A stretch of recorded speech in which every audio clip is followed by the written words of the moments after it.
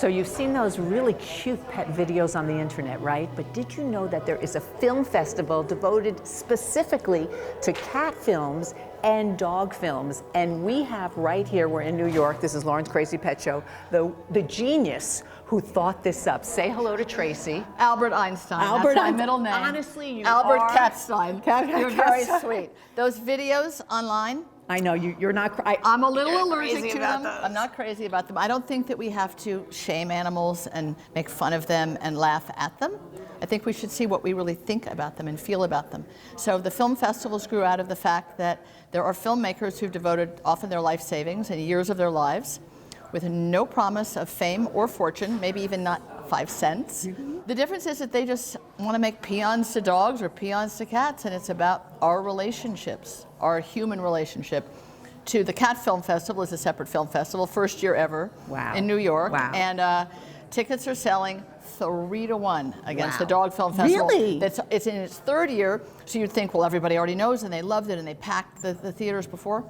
Cat people are a world apart. You give cat people something to really munch into, something that really speaks to their soul, they are there. If they're funny, it's intentional. It was scripted, it was thought through. The documentaries are all very thoughtful, very moving. There's one about Akamatsu, a cat who was paralyzed, and the man who lives with him with his wheelchair. And Akamatsu has a great life, and it's all about empowerment of the disabled. And there's nothing you can't do if love is there. Marky Hancock, who lives in New York City and is a well-known documentary filmmaker, made one called Scaredy the Cat, about a cat adopted at the Riverside tennis courts to be a ratter. She lets the rats eat out of her dish. She won't go near any people. They love her. She has 3 people that she visits with, and they're devoted to her. It's adorable. I love it here because I have a fascination for cats. So I'm here with one of the filmmakers. This is Sheila. Sheila, tell me what your film is and what it's about. Okay, my film is entitled Jetty Cats, and it's about a feral cat colony that lives on a jetty off the shore of San Diego. But it focuses on that feral cat colony to provide information for the history of domestic cats and also the history of animal rights in the Western world during modern times. I went and filmed the cats during different times of the day and during different seasons for about a year. So you could get the entire picture of what it was like, what their environment is like, in the cold, in the sun. Oh, well, congratulations. Thank you so much. This is a wonderful film festival. So I found another filmmaker. This is Rick, and I found out that actually his personal pet is in the film. So what is your film's name? It is called Winter Break, and it's a short about a preschool teacher on her winter break and how she's snowed in, much like a day like today. A little bit like today, right? With no one else but her cat to talk to. Genius, I love it. How'd you come up with the idea? It was a film written by Alexandra Barenbaum, and she wrote it specifically for the actress Megan McGee, who is in it. And so last year, when we were all wanting something to do, I reached out to Megan to say, do you have anything that we could make? And she said, I have this. Do you think it will work? And we crafted into a cute little short film that I'm so glad is here at the first annual Cat Film Festival. I love it. And how does your cat fit into it? So he plays the cat that she's talking to. Of course, he's the star in role. This is actually his 3rd short film. Really? He had a feature in my psychological thriller, The Fear Inside. Nice. He had he had a large role in a very, very small piece that we called Monster Cat. Oh my goodness. He loves the camera. I swear when I get it out, he starts to pause. He poses.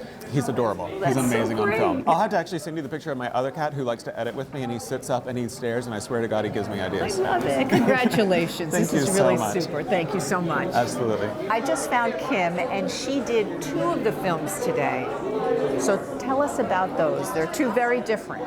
Yeah, the first film is called Mittens from Kittens, and the origin of it was that I have a fabulously glamorous cat. He's all white. He has 1 blue eye, 1 green eye, a pink nose, pink ears, but he sheds prolifically, and it's exasperating. It's always, I have white fur all over. So I decided to try to seek out somebody who could perhaps spin the fur. It took a while, but I did actually locate somebody who did that. And she was quite adept at doing it. She was wonderful in terms of spinning and ultimately knitting a little item, which I won't reveal what it was, but it was the process of doing that. It's totally doable. The second one is called Little Works of Art. And that one has to do with the recently opened American Museum of the House Cat, which is in Sylva, North Carolina. It's the second cat museum in the United States, but this one in North Carolina features over 10,000 cat-related artifacts and items, and it's very, very nicely curated. The key, the heart of this film has to do with the fact that the person who started this museum back in April, his name is Harold, aka Catman Sims. He's 82 years old, and he actually started the museum to help support another endeavor that he started about 20 years ago, which is called the Catman 2 Cat Shelter.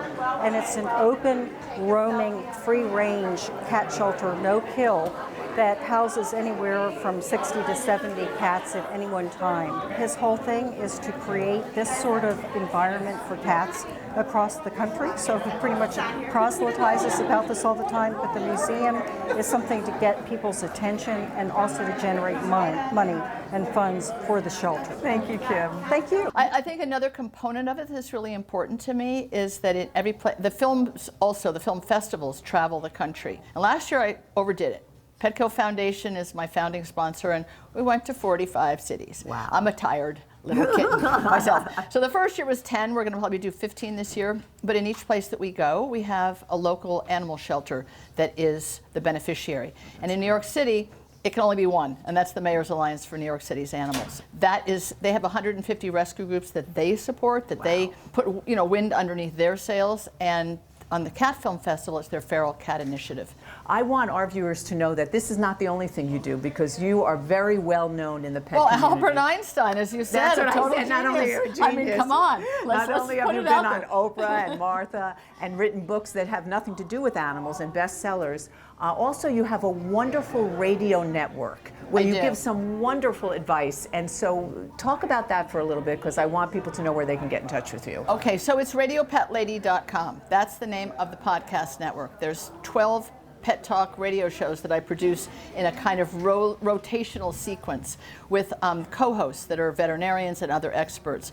The main show is my NPR show called Dog Talk and Kitties Too, and that's on NPR, the only station on Long Island, Peconic Public Broadcasting. It's also carried on 2 other NPR stations, but it's podcasts on iTunes and Stitcher, and it's in its 11th year. And for those who don't listen to podcasts, it really is worth it. I have listened to you. It makes the laundry go fan. quicker. That's I can right. say that much. And clean it up after the dog, too. Thank you, Tracie. Thanks, Lauren. Thanks, everybody. This has been Lauren's Crazy Pet Show.